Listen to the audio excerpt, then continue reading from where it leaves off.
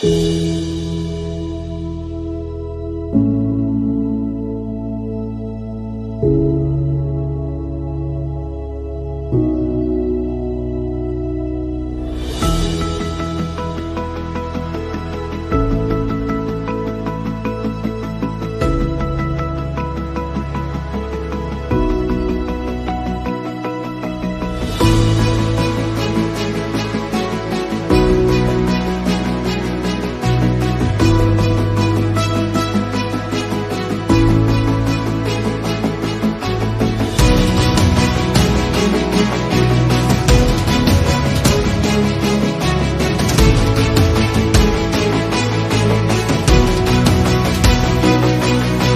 la iglesia decide permitirse que el Espíritu Santo te use y usted salga de esa puerta, usted va a ver el poder de Dios siendo manifiesto.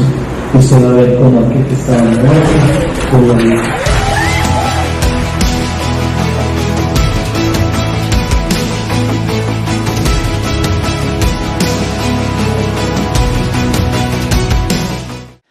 Bueno, mis hermanos, qué bendición, otro domingo en casa, gloria a Dios que usted se dispuso en su corazón. ¿Cuántos estuvieron la semana pasada con el inicio de esta serie de Hechos 29? Poquitos. ¿Cuántos estuvieron la semana pasada? ¿En serio? ¿Tan poquitos? Bueno, hay muchos que no estuvieron de ahí. Espero que haya podido ver la primera parte, porque si no iba a entrar un poco perdido en el tema, les soy honesto. Más que estamos en una serie cronológica y una serie pesada, hermanos, es pesado, estamos viendo mucha materia y yo espero que hoy sea de bendición como creo que lo fue la semana pasada. Mucha gente se me acercó y me dijo: pastor, me gustó mucho, había muchas cosas que no sabía y creo que eso cumple para mí el principio de por qué se hizo esta serie que se llama Hechos 29. Mis hermanos, usted sabía, Dios no borra nuestro pasado, Dios nos perdona de las situaciones que nosotros hagamos en nuestro pasado. Pero Dios no lo borra, no hace que nosotros olvidemos las cosas que hemos vivido. La pregunta es ¿por qué? Nuestro pasado debería llevarnos a aprender, a entender y a no cometer los mismos errores. Y yo quiero que a través de toda esta serie usted medite los errores que cada uno de nosotros, que somos parte del cuerpo de Cristo, que se llama la iglesia ha cometido, y yo esperaría que no volvamos a cometer una vez más. Entonces es importante conocer el pasado, es importante saber de dónde venimos y es importante conocer nuestra esencia. ¿Amén? ¿Amén? ¿Está conmigo? ¿Sí? Ok, entonces vamos a empezar. Estamos en medio de una serie que se llama Hechos 29, que es la continuidad de qué pasó después de los apóstoles. La semana pasada vimos todo lo que fueron los padres apostólicos, los discípulos de los apóstoles. ¿Cuál fue su historia? ¿Cómo vivieron ellos la fe? ¿En qué creían? Pero principalmente, si yo pudiera hacer un resumen de todos los temas que vimos, yo lo pondría a poner en una frase que me gustaría que usted se quede conmigo. Es: Dios nos llama a desmarcarnos de nuestra identidad pasada. Voy a repetirlo. Dios nos llama a desmarcarnos de nuestra identidad pasada. Lo que fuimos en el pasado, enterrado quedó el día que nosotros morimos y hemos sido resucitados en Cristo cuando fuimos comprados a precio de sangre y sellados por el poder del Espíritu Santo. Pero nosotros no podemos volver, y la iglesia, el primer llamado que tenía es a desmarcarse de la cultura romana, desmarcarse de la cultura judía de los cuales ellos venían y empezar a vivir bajo la identidad de ellos como iglesia, que la identidad principal de la iglesia tiene que ser santidad. ¿Está conmigo, hermano? La iglesia está llamada a ser santa. Usted está llamado a vivir una vida santa, apartada, perfecta. Ninguno de nosotros, todos pecamos, pero hermanos, tenemos que volver a ir a la cruz, entregar todos nuestros pecados y volver a caminar en esa santidad progresiva que es la obra del Espíritu en la vida del creyente. ¿Está conmigo? Amén. Voy a empezar hoy, la prédica de hoy se llama La comodidad y el oscurantismo en la iglesia. Vamos a hacer una historia entre el siglo IV hasta llegar prácticamente al año 1500, hasta el siglo XV, antitos del siglo XVI. En fin, voy a empezar con un par de imágenes. La primera es recordar lo que vimos la semana pasada, la segunda es el inicio a lo que vamos a ver hoy. La primera es una frase de un hombre que se llamaba Policarpo, lo vimos la semana pasada, el discípulo de Juan. Policarpo, para hacerle corta la historia, Policarpo en medio de una de las oleadas de persecución que vivía el Imperio Romano, a sus 86 años Policarpo fue capturado, fue llevado al Coliseo y se le puso delante de él la opción y se le dijo, rechace su fe en Cristo y vivirá. Si no, enfrente el puño de hierro de Roma. Y Policarpo dijo esto, 86 años le he servido al Señor. ¿Cómo podría negar yo a mi rey? Yo no sé, hermanos, pero eso es una invitación que nos hace un reto a usted y a mí. Yo quiero o espero para mi vida servir al Señor. Mientras tenga fuerzas, yo serviré al Señor. Yo no creo que mis 80 años, si el Señor me regala esa posibilidad, yo no creo que esté pastoreando, pero sí espero que el Señor me encuentre sirviendo como un siervo fiel, como un obrero fiel al Señor. Y yo quiero hacerle a usted la invitación, tanto a los que ya están entrados en edad. Mi hermano, mientras usted tenga vida, tiene propósito y tiene una responsabilidad.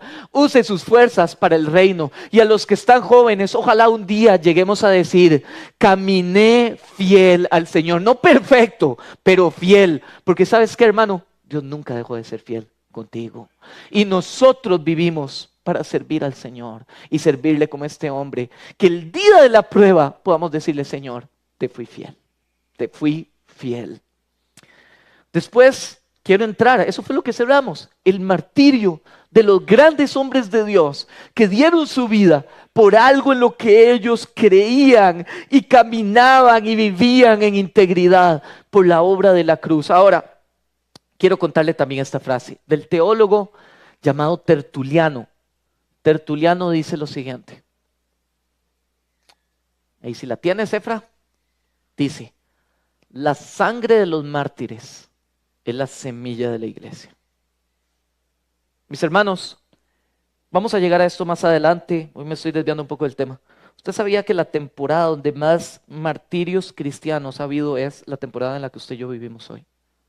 Tal vez a usted y a mí no nos afecta directamente, pero son nuestros hermanos de la iglesia que están muriendo por lo que ellos creen, por el nombre de cristiano.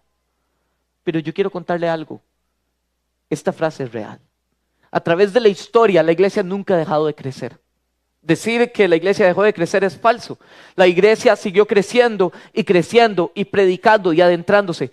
Pero usted quiere ver los mayores tiempos de gloria en la iglesia, van íntimamente asociados a los mayores tiempos de persecución. Las iglesias hoy que más crecen son las iglesias más perseguidas en países como Irán, Afganistán o China. Las iglesias donde te agarran si eres cristiano y el mejor escenario es que te meten a la prisión por varios años. Ese es el mejor escenario. Pero hoy, incluso en Latinoamérica, hay persecución en contra del evangelio. Pero la sangre de los mártires siempre ha sido el combustible que enciende a las iglesias. La persecución ha sido el sello. ¿Por qué? Porque si bien Dios no se goza de que su iglesia sea perseguida, en medio de la persecución te das cuenta quién eres en real. Si tu título de cristiano tiene un peso, el título te das cuenta cuando tienes que poner todos tus principios en la línea y decir, este soy verdaderamente yo. Yo honro a Dios sabiendo que mi trabajo, que mi vida, que mi familia está en riesgo. El día te das cuenta si el Señor genuinamente es tu Dios.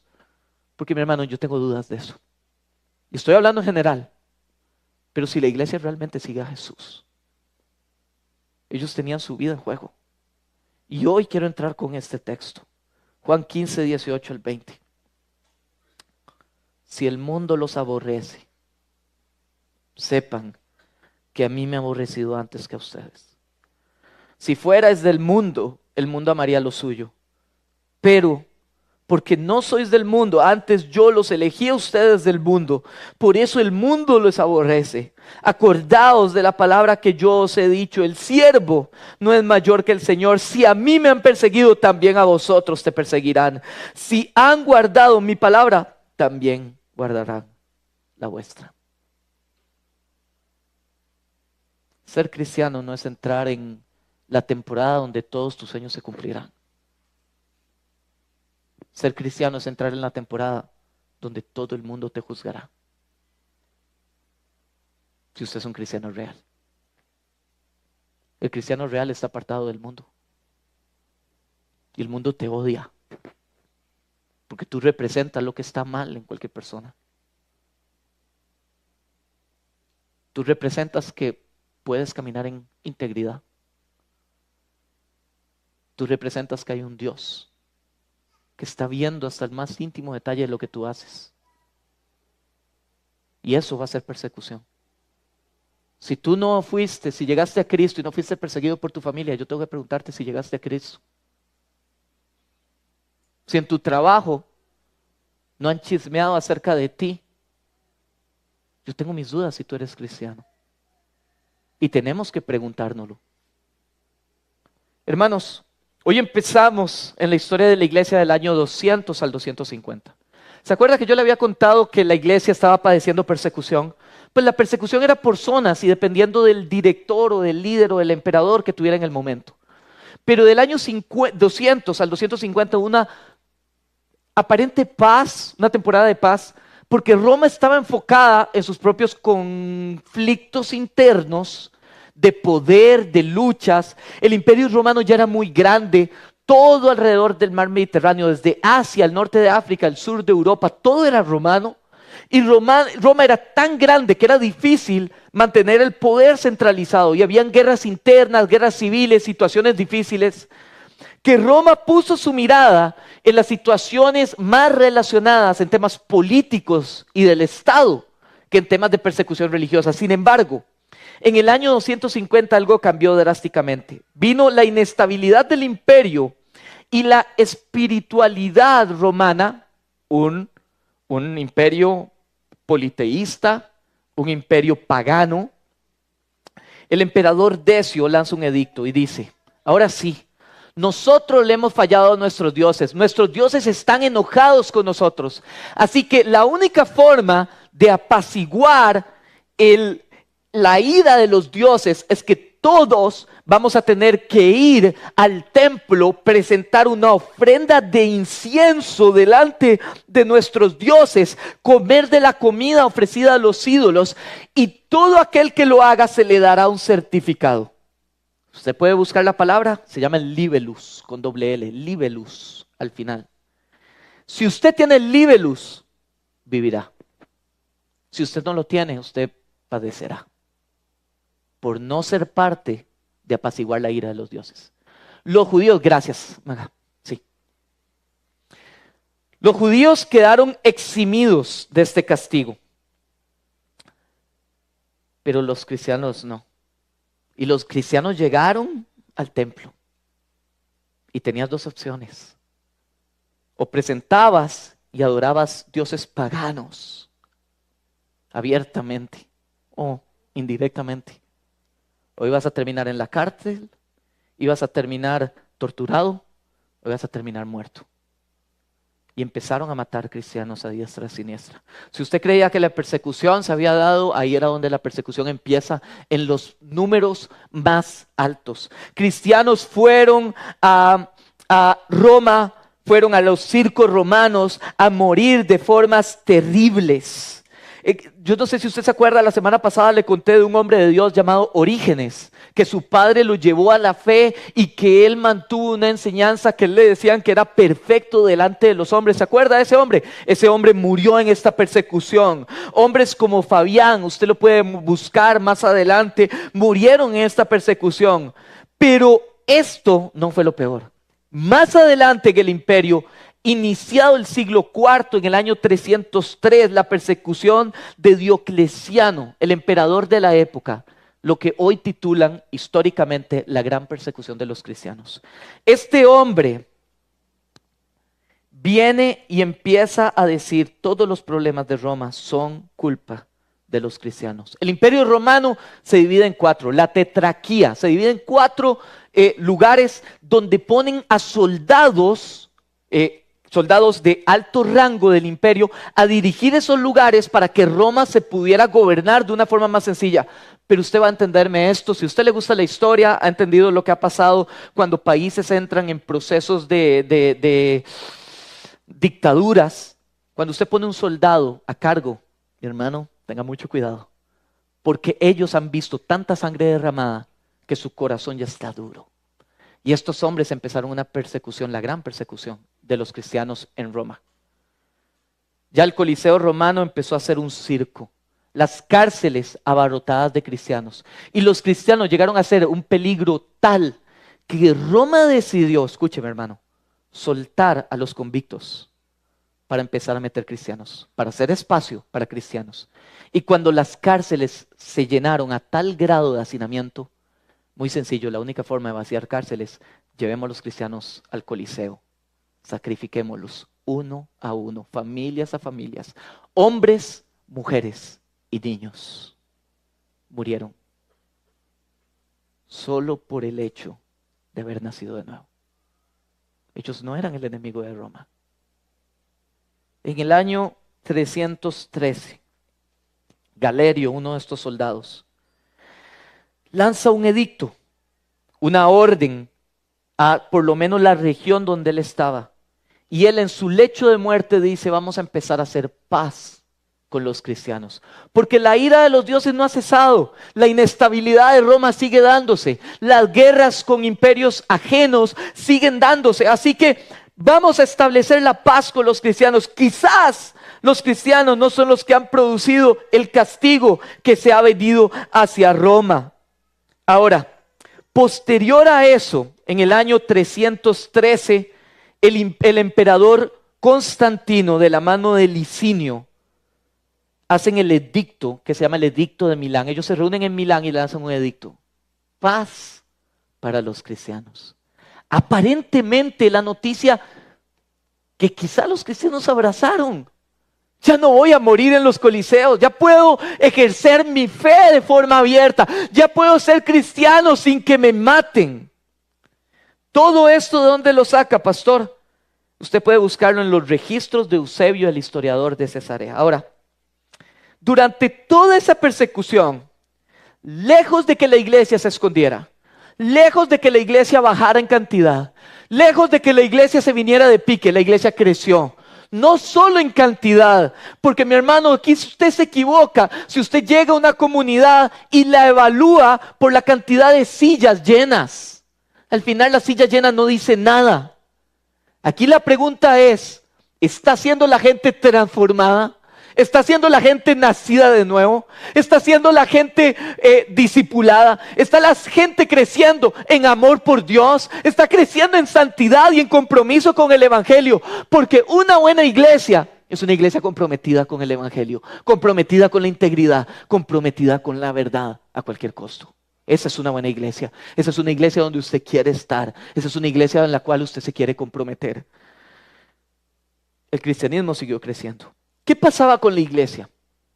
La iglesia no solo enfrentaba toda esta persecución de parte del imperio. La iglesia luchaba con doctrinas y herejías falsas que se levantaban año tras año de falsos predicadores, falsos maestros que traían sus ideas absurdas sin bases bíblicas del cristianismo. Y la iglesia toma la decisión de hacer algo. Vamos a empezar a traer unidad doctrinal, porque somos una sola iglesia. ¿Usted entiende eso, mi hermano? Hoy aquí se reúne la iglesia local llamada Iglesia del Olivo. Pero hoy, en este país, en otros países, hay hermanos y hermanas que pertenecemos a una sola iglesia, la iglesia de Cristo, donde todos somos hermanos y somos miembros de un solo cuerpo. Somos familia en Cristo, todos reunidos, adorando a un mismo Dios y somos hermanos. Y por eso, tal vez me estoy saliendo del tema, pero como iglesia, nosotros nos gozamos cuando vemos a nuestros hermanos crecer. No es una competencia, Su victoria es mi victoria. ¿Está conmigo, hermano? Las iglesias se reúnen y dicen, es tiempo de que caminemos en unidad. Y empieza el primer concilio. El primer concilio está en Hechos de los Apóstoles. El concilio de Jerusalén. Ellos se reúnen a atender el tema de la circuncisión, de los gentiles. ¿Cuál es el proceder de la iglesia con esto? Usted lo puede buscar en su casa. Pero históricamente, o muchas personas, muchos cristianos creen que el primer concilio fue el concilio de Nicea. Si usted va a diferentes fuentes, usted va a encontrar que no. Y creo que todo va relacionado a lo que quiere decir la palabra concilio. La palabra concilio, usted va a encontrar 3 palabras. Concilio, credo, sínodo. Las 3 implican reuniones donde se establecen principios doctrinales. Muchos basados en el tamaño de la reunión. Pero en otras fuentes usted encontrará que ha habido a través de la historia muchos concilios. Muchas reuniones de pastores y obispos de diferentes iglesias o regiones que se sentaban a traer una base doctrinal, un principio de fundamentos bíblicos. ¿Está conmigo, hermano? No se me duerma. Yo sé que es pesado, pero vamos a cerrar en aplicaciones prácticas. Efra, no sé, bien. Aquí les voy a poner una imagen para no tomarme mucho tiempo. Pero concilios como el de Roma, hubo 2 en el año 155, 193, el de Éfeso, los concilios en Cartago, el concilio de Iconio, el concilio de Antioquía, de Arabia, de Elvira, de Neocesarea, de Ancira, de Arles. Fueron diferentes reuniones que tuvieron los pastores para establecer principios doctrinales. ¿En contra de qué? De las herejías que iban en contra de los principios que los apóstoles habían enseñado a las iglesias. Y pastor, ¿por qué me está enseñando esto? Porque hermanos, el diablo no inventa cosas nuevas. El diablo utiliza las mismas estrategias que la iglesia olvidó para volvernos a atacar y llenar nuestra mente de mentiras. Quiero leerle una solamente. Esta es una cita de Eusebio de Cesarea, de un concepto que se llama profecía extática, el montanismo. Ahí se me fue una ñ, ese fue donde asumió, o nueva profecía. Léalo conmigo, hermanos, por eso yo quería poner la cita acá. Fue un movimiento centrado en las profecías de sus fundadores, de este hombre montano, que se creía transmitía la revelación del Espíritu Santo para la era actual. La profecía en sí, escúcheme esto, no fue controvertida en las comunidades cristianas del siglo II. Las comunidades cristianas del siglo II creían en el don de la profecía. Creían en la continuidad de los dones. Por eso es importante entender la historia de la iglesia. Ellos vivían bajo este concepto, pero aquí es donde viene el problema. Sin embargo, la nueva profecía, como la describe Eusebio de Cesarea, se apartó de la naciente tradición cristiana y él, montano, se volvió loco. Y estando repentinamente en una especie de frenesí o éxtasis, un delirio, comenzó a balbucear y pronunciar cosas extrañas, profetizando de una manera contraria a las costumbres constantes de la iglesia transmitida por la tradición desde el principio. ¿Usted me está entendiendo lo que estoy leyendo, hermanos? ¿Me está entendiendo lo que le estoy leyendo? Amén. Yo creo que hay muchas iglesias que están aquí pegados hoy por intentar de seguir herejías y principios que no tienen ningún tipo de sustento. Ahora, más adelante, este hombre Constantino toma un rol protagónico. Y aunque estamos contando una historia de un montón de años, yo necesitaba centrarle en algo. Y yo quiero contarle un poquitito la historia de Constantino. ¿Por qué?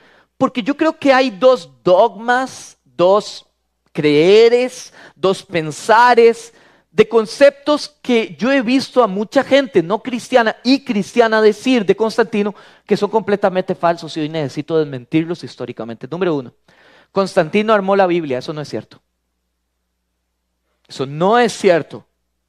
Y la semana pasada vimos un poquito de eso, de cómo se fue estableciendo la Biblia, pero Constantino no tuvo ningún tipo de relación con la Biblia. Y número 2, Constantino fue el que generalizó el concepto de religión en el Imperio Romano. Eso tampoco es cierto, históricamente hablando. Este hombre Constantino era la cabeza de una parte del Imperio Romano, la parte más occidental del Imperio Romano, Gran Bretaña, lo que era Francia, España. Y en una batalla que él tuvo, guerra civil en el imperio, contra este hombre que se llamaba Maxentius, se llama la batalla del puente de Malbián.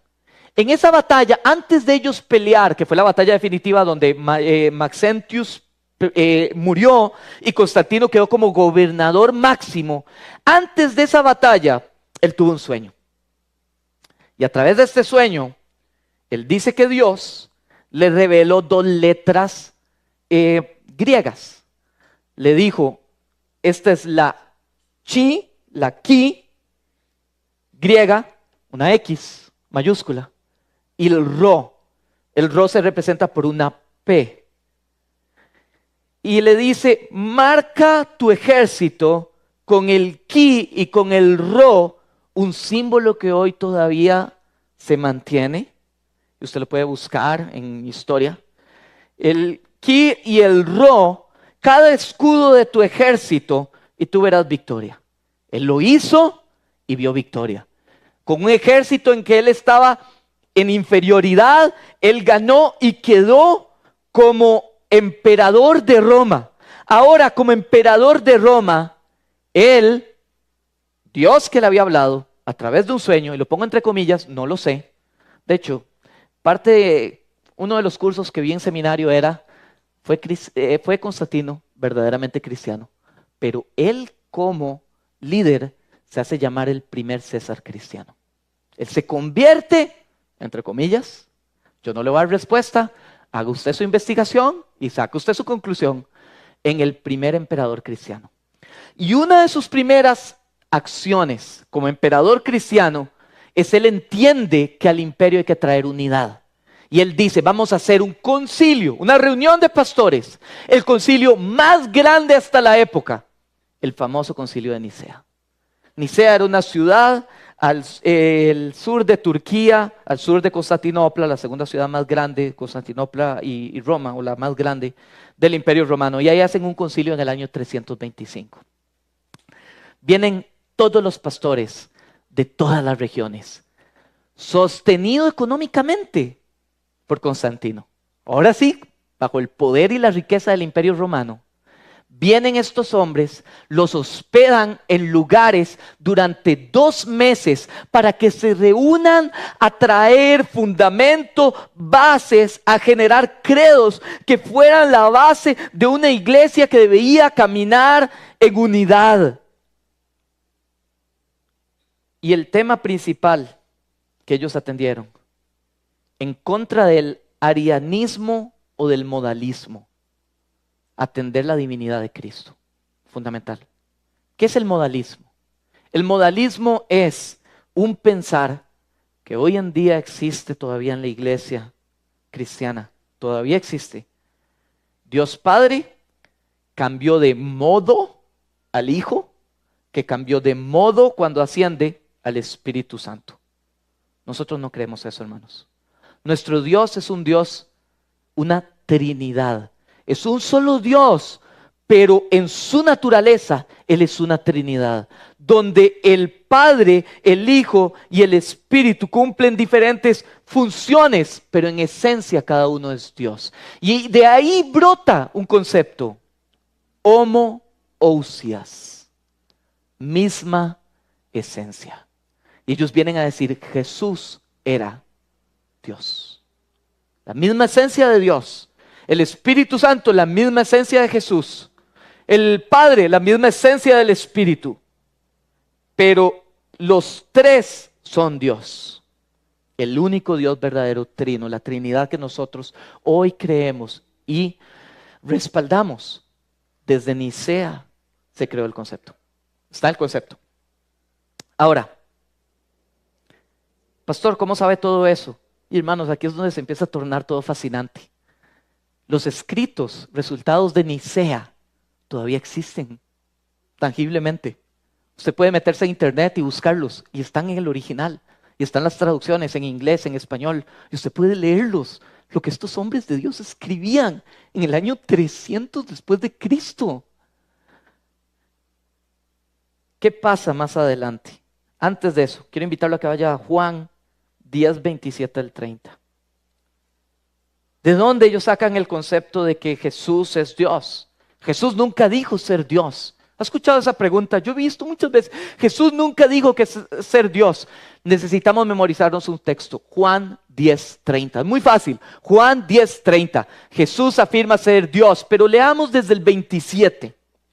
Mis ovejas oyen mi voz y yo las conozco y me siguen y yo les doy vida eterna y no perecerán jamás ni nadie las arrebatará de mi mano. Ahí Jesús afirma ser Dios. ¿Cómo, pastor, si no dice ser Dios? Salmo 23, el Señor es mi pastor, nada me faltará. La frase, Jesús la toma y dice, esta es mi frase, yo soy ese pastor, yo soy el buen pastor, yo soy el que da la vida por mis ovejas.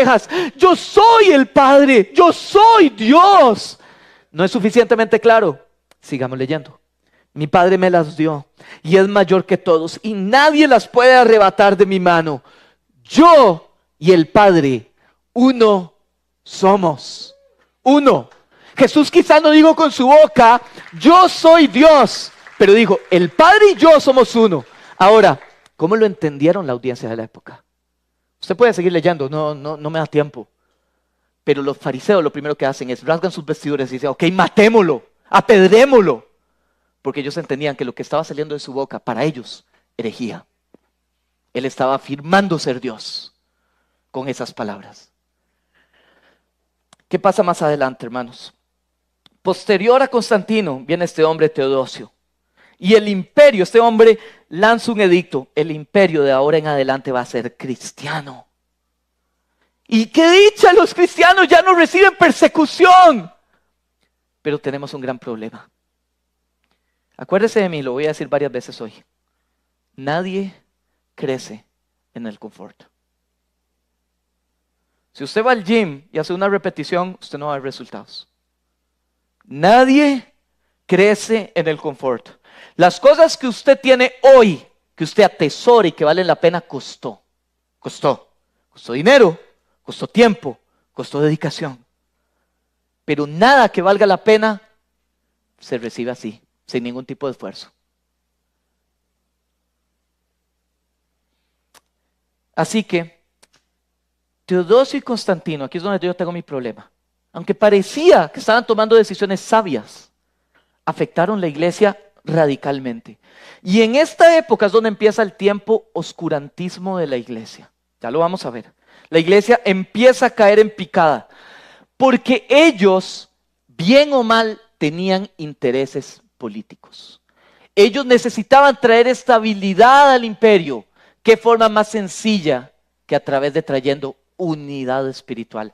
¿Se acuerda que la semana pasada lo vimos? El músculo de Roma, que era generar temor de que te iba a matar, ya no servía para los cristianos.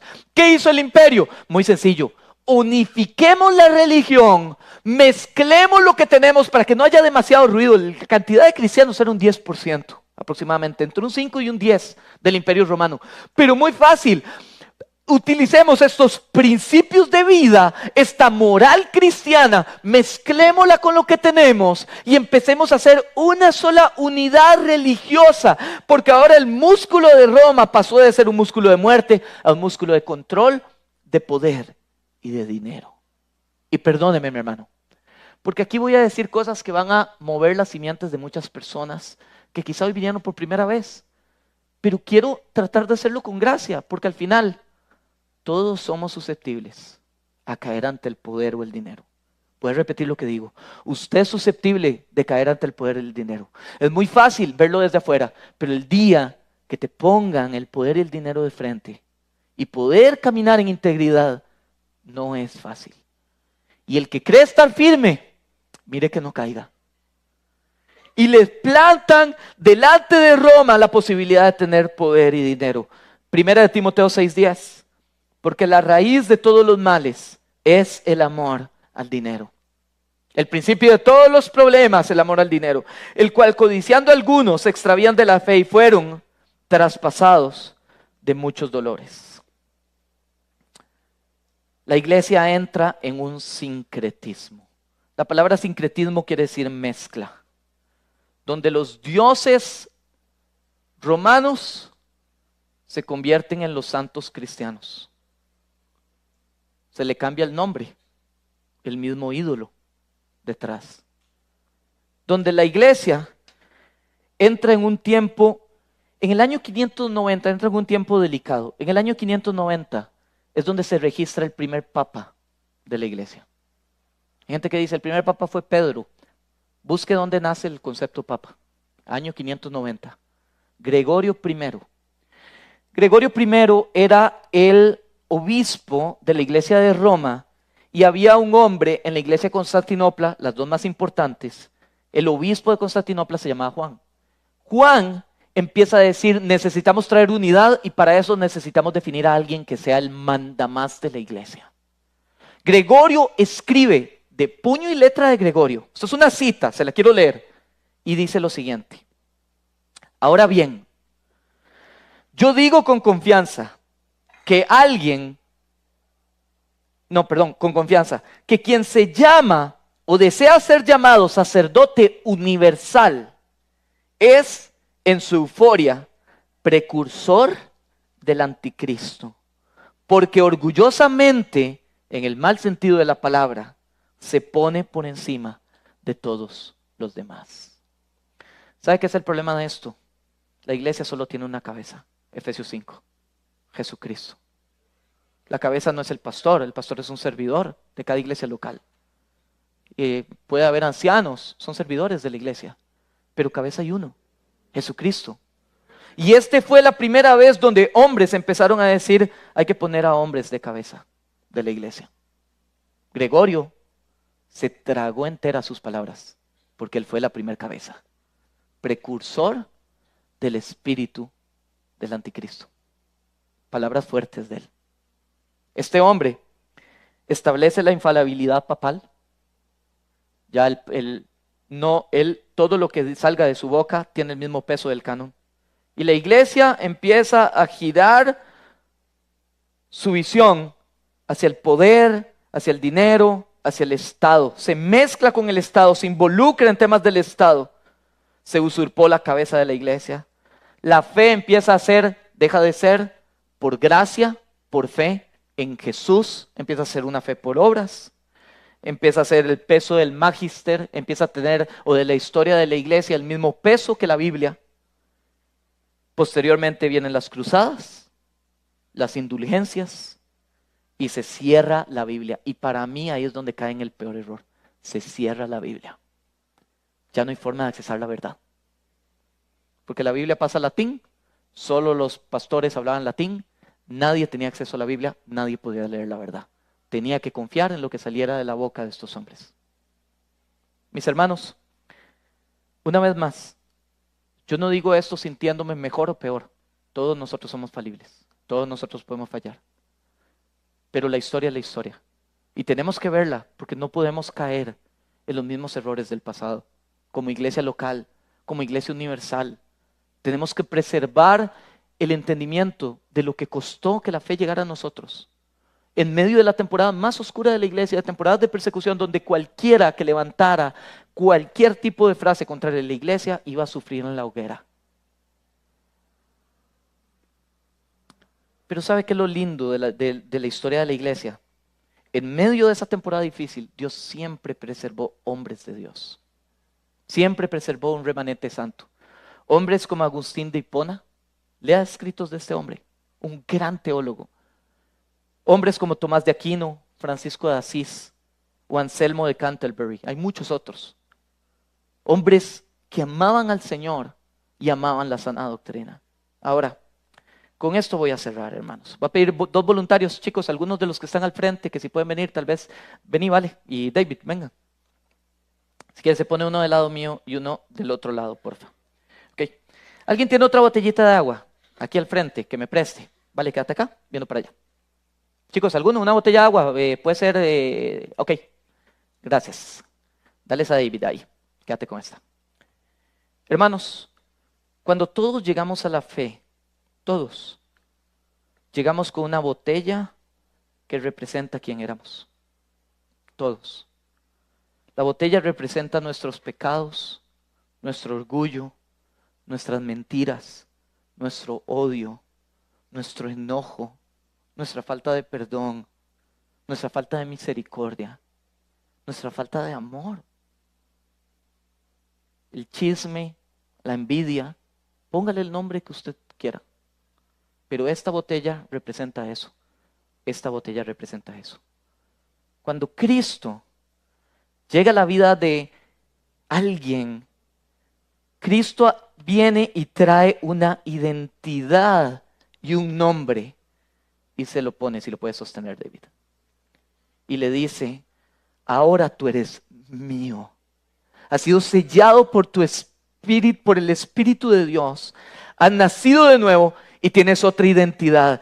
Y con su sangre, Él toma el peso del pecado y dice, esto ya no es tuyo. Ahora eres libre y puedes caminar bajo tu nueva identidad. Ahora, todos fallamos y vamos a volver a agarrar las cosas del pasado y el pecado. Pero vamos al Señor, pedimos perdón, reconocemos nuestra incapacidad y el Señor vuelve a quitar esto. Esa es la vida del creyente, del que verdaderamente nació de nuevo y el que verdaderamente tiene el título de cristiano y pone todo en la línea por su fe, porque su Dios es lo más importante. Del otro lado encontramos gente que a través de todos estos edictos y situaciones se te puso un título, cristiano. Pero a diferencia del anterior, el título no te quita la botella. Tiene un título, tiene un nombre, parece de los mismos, pero no te quita el peso del pecado. Solo la sangre del Cordero inmolado puede hacer eso, no el título.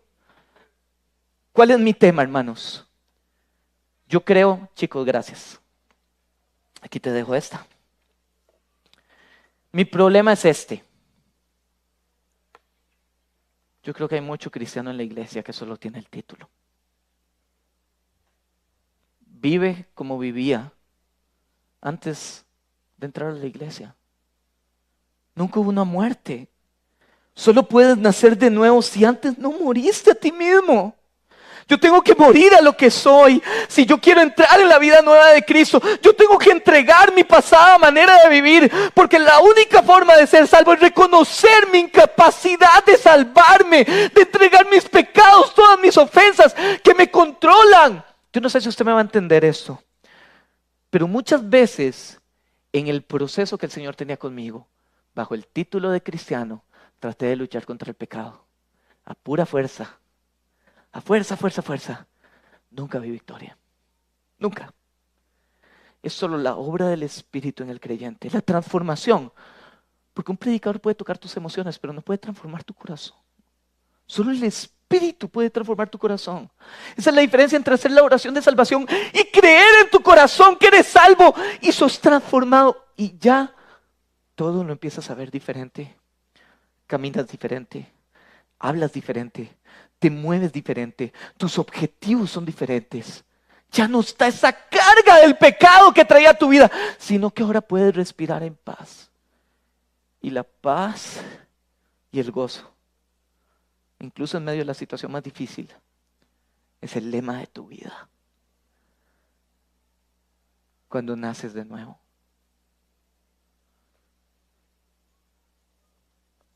No puedes crecer en el confort. No puedes nacer de nuevo si antes no moriste.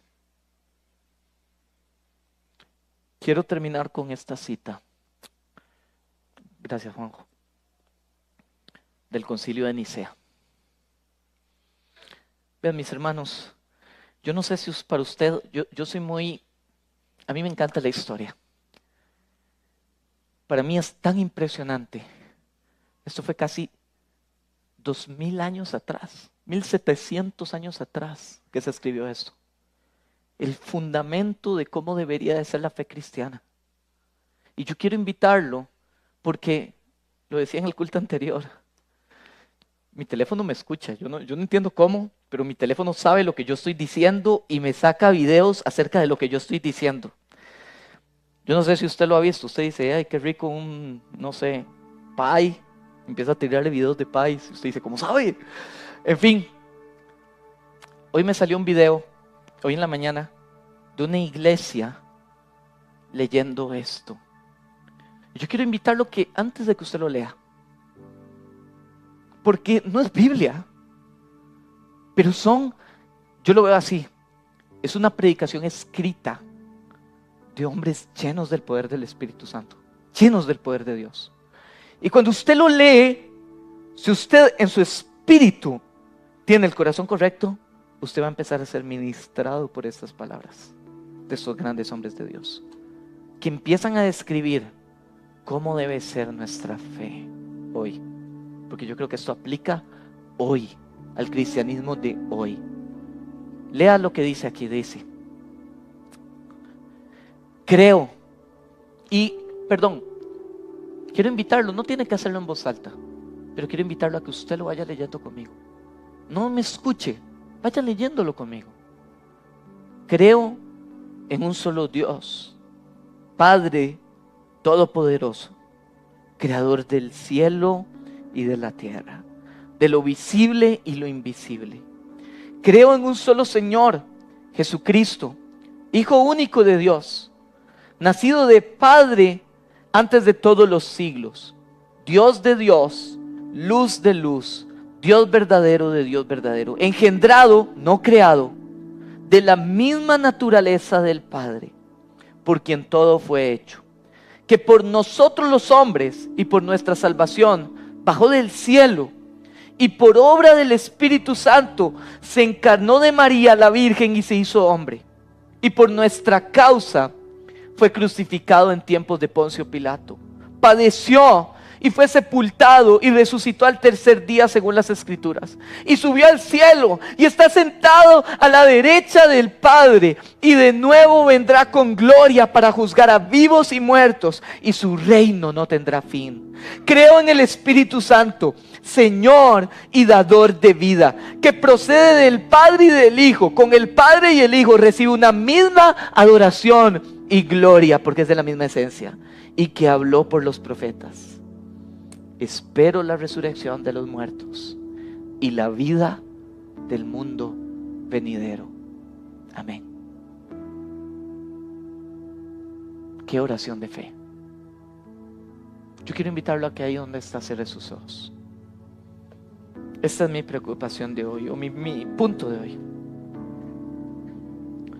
Yo creo que en la iglesia hay 3 tipos de cristianos. Creo, las iglesias. Tipo de cristiano número 1: el cristiano que entiende su salvación, que ha nacido de nuevo, que se sabe pecador, pero comprende que siempre y cuando se arrepienta y entregue sus pecados delante del Señor, es perdonado. Sabe que es hijo, vive como hijo y disfruta de su relación con su papá. Tipo de cristiano número 2: yo creo que hay un conjunto de cristianos que a mí me duele mucho personalmente, porque cada vez que fallan se flagelan a sí mismos.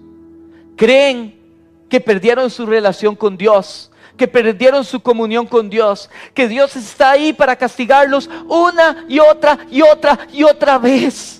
Entonces no comprenden la obra que se hizo en la cruz, porque el día que el Señor te hizo nuevo, pasaste a ser hijo, y nadie te quita el título. Si en tu corazón hay convicción de pecado, ve a Él y entrégalo, y sé limpio, y sé sano, y sé libre.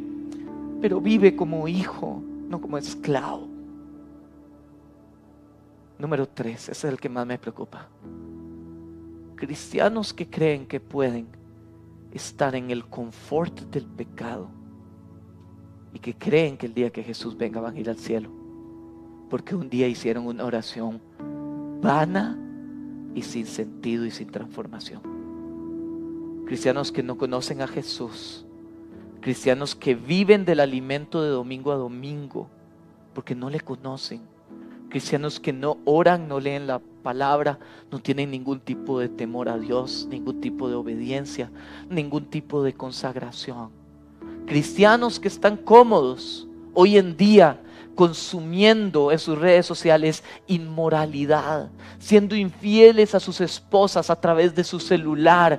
Cristianos que ven con lujuria, con lascivia a otras personas y están cómodos en medio de eso. Cristianos que chismean, que tienen falta de perdón en su corazón y lo único que tienen de cristianos es el título, pero nunca nacieron de nuevo.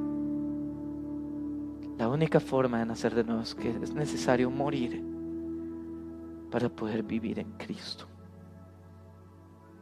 A mí me preocupa si mañana Jesús viene a la iglesia, Jesús viene en el arrebatamiento. ¿Cuántas personas de iglesia se quedarán?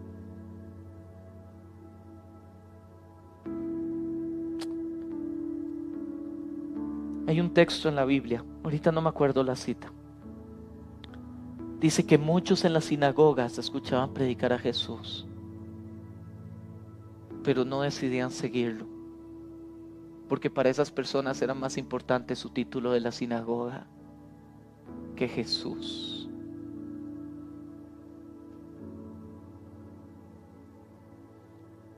Hermano, yo quiero hacerle a usted un llamado a salvación. Yo espero que no sea más importante su reputación que Jesús. Yo espero que no sea más importante su vergüenza que Jesús. Yo espero que no sea más importante su temor que Jesús. Porque si alguna de las anteriores es más importante que Jesús, tu Dios eres tú, no es Jesús. Pero si hoy usted, escuchando lo que vivimos hoy, el Espíritu Santo trajo convicción, te das cuenta que realmente no vives bajo esa paz, ese gozo, ese fruto del Espíritu, que realmente no estás caminando en esa integridad y esa santidad, que realmente no tienes ningún tipo de relación con Jesús. Hoy Jesús quiere encontrarse contigo. Que dejes de vivir un cristianismo de normas y de leyes, de reglas, y empieces a vivir un cristianismo de relación con tu Padre que te ama.